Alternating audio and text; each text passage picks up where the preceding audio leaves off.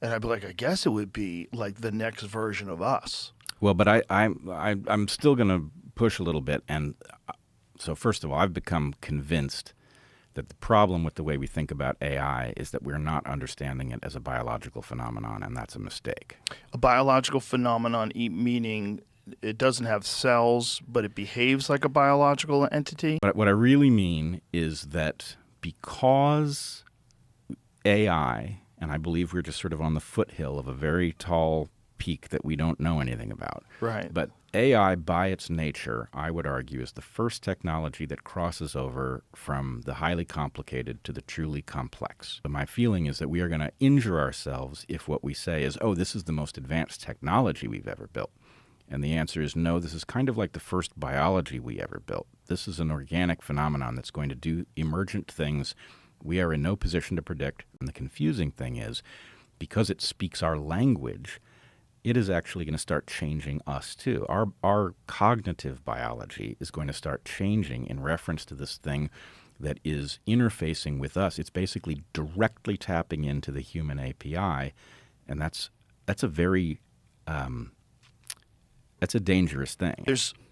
There's a bunch of factors that it knows about how we've behaved in the past and how easy we are to manipulate. So we've taught it how to manipulate us.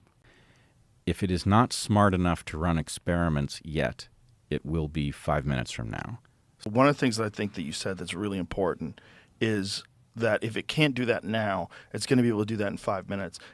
We're not going to know when it can do it. You're not going to know. And we don't know if it can already right now, but it just doesn't have the power to be fully autonomous, right? This is how crazy it is. What we actually have is something so analogous to a child that is the right model.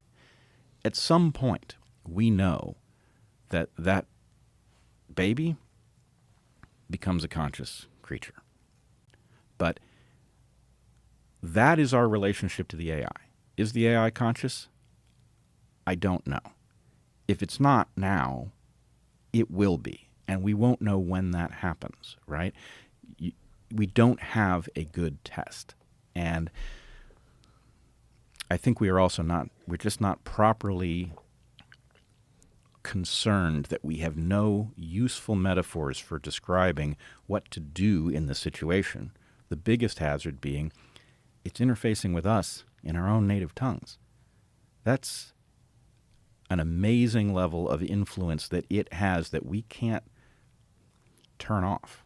Very frightening.